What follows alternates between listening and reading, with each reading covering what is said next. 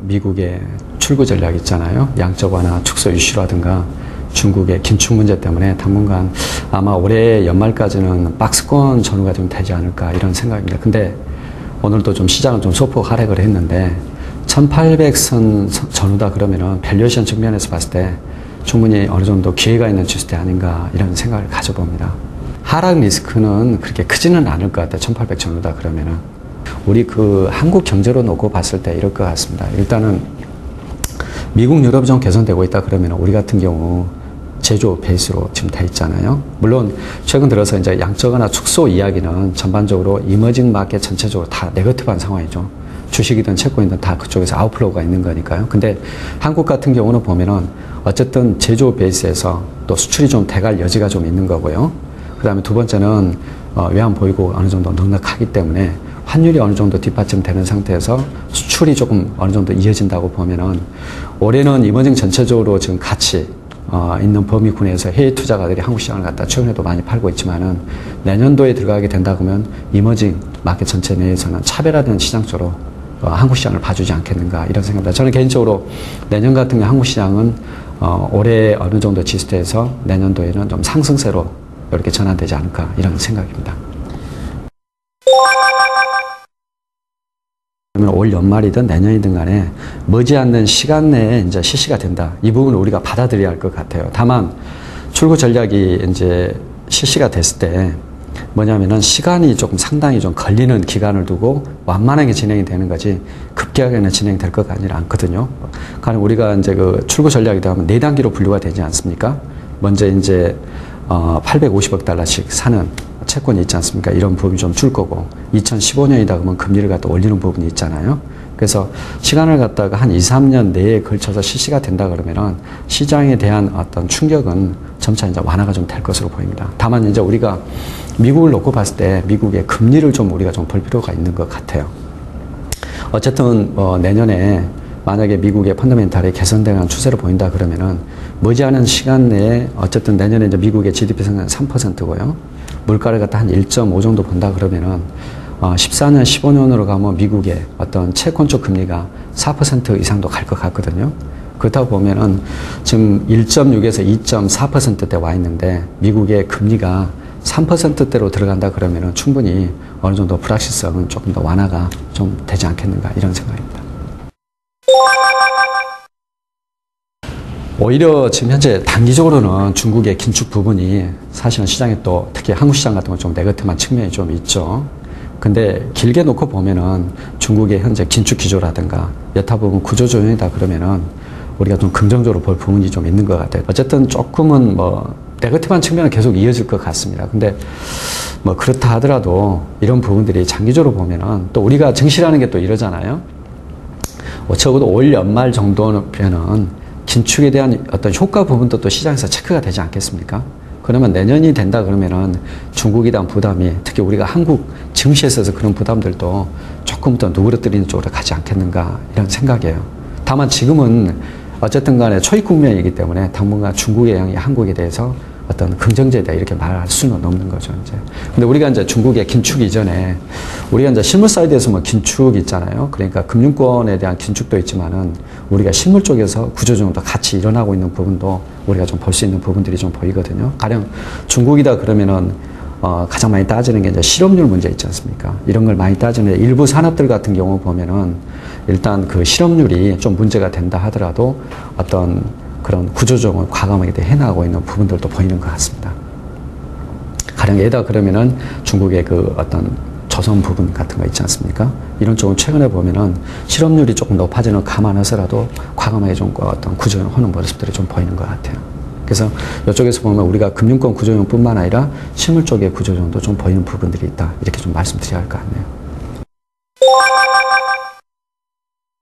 지금 보면은 당분간은요. 어쨌든 간에 올해 이제 보면은 지금까지 놓고 봤을 때 주식이든 채권이든 실물 투자든 다 어려운 부분들이 좀 있었던 것 같아요. 근데 어쨌든 간에 이제 채권 부분은요. 어쨌든 간에 전 세계적으로 금리 부분이 조금 올라간다고 보면 채권 투자는 올 연말까지는 조금 더 지켜봐야 할 것 같고요. 올 연말 이전에는 그런다 하더라도 우리가 종합적거치수 자체가 낮은 상황에 가 있기 때문에 주가지수, 그다음에 주식 쪽 투자가 조금 더 나은 결과를 갖다 주지 않겠는가 이런 생각입니다. 물론 뭐 우리가 항상 투자를 할 때 6개월여의 투자 기간보다는 사실은 좀 적어도 한 1년 이상을 바라보는 시각이 더 좋잖아요. 근데 우리가 당장은 한 6개월 정도는 불확실한 측면이 있지만은 우리가 1년 이상을 본다 그러면은 펀더멘털리 보면 좋은 부분도 볼 수 있는 측면도 있는 것 같아요. 가령 미국의 환경이 점차도 개선되고 있다. 특히 또 미국 같은 경우는 또 한 가지를 갖다 덧붙여서 볼 수가 있는 게요. 올해 들어서 이제 미국의 부동산이라든가 어떤 실업률 부분이 좀 개선이 되고 있는 추세가 보이잖아요. 근데 우리가 한 가지 익히 다 아시는 것처럼 쉘가스라든가 타이트 오일이라든가 점차 어떤 미국의 에너지 매장량 부분이 또 추가로 많이 체크가 되고 있잖아요.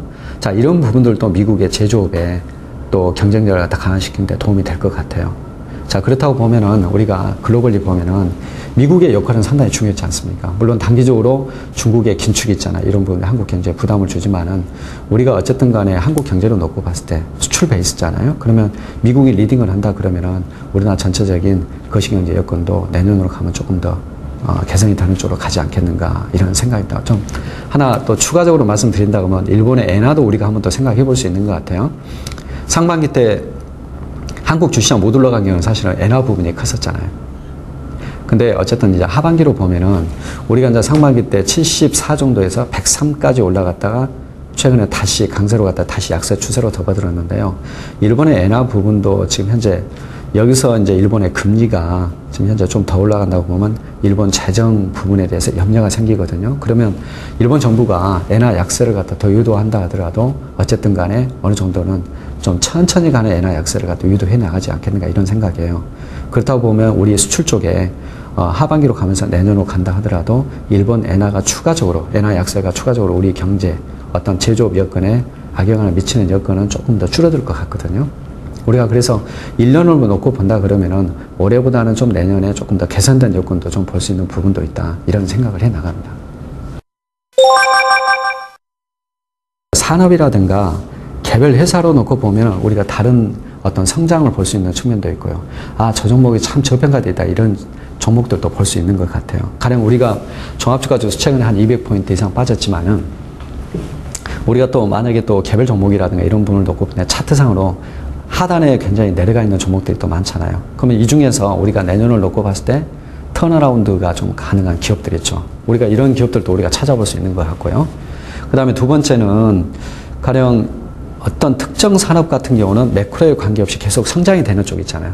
가령 우리가 클라우딩 쪽 투자 있지 않습니까? 이쪽 투자는 앞으로도 계속 되지 않겠습니까? 그와 관련된 어떤 산업군들이 많잖아요. 우리가 컨텐츠란 것도 있고요. 플랫폼이란 것도 있고요. 네트워크란 것도 있고. 디바이스와 관련된 또 어떤 종목들도 있고 그러지 않습니까? 이쪽에서 우리가 또 아이디어를 찾아볼 수 있을 것 같고요. 그 다음에 또 우리가 헬스케어다. 그러면은 그건 성장을 계속 해 나갈 수밖에 없는 거잖아요. 또 하나 또 예를 들어본다 그러면은 중국의 내수 쪽이 있지 않습니까? 우리가 흔히 최근에 이제 중국 그 어떤 긴축에 대해서 이제 염려를 많이 오고 있다. 중국의 성장이 좀 꺾일 거 있잖아요. 그건 불가피할 수밖에 없잖아요. 그렇다 하더라도 중국에서 우리가 부자더그마 1억 명 정도를 갖다 우리가 추측을 하잖아요. 거기서 만들어내는 내수의 성장이 있지 않습니까? 자, 이런 부분들과 관련해서 우리가 또 기업들이 잘하고 있는 기업들이 있잖아요. 거기서도 우리가 아이디어를 갖다 찾는다 그러면 얼마든지 우리가 하반기 때 인덱스를 넘어서 좋은 포트폴리오, 그 다음에 좋은 종목 선정을 할 수 있는 기회들은 상당히 많지 않겠는가 이런 생각입니다.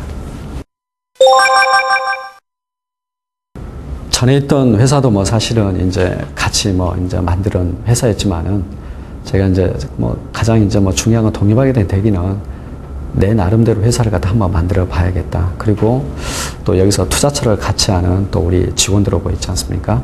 또 나름대로 해서 또 우리가 자본시장에 제가 좀 기여할 수 있는 부분들이 없겠는가 해서 한번 또 이번에 한번 또 따로 한번 회사를 갖다 만들게 됐습니다.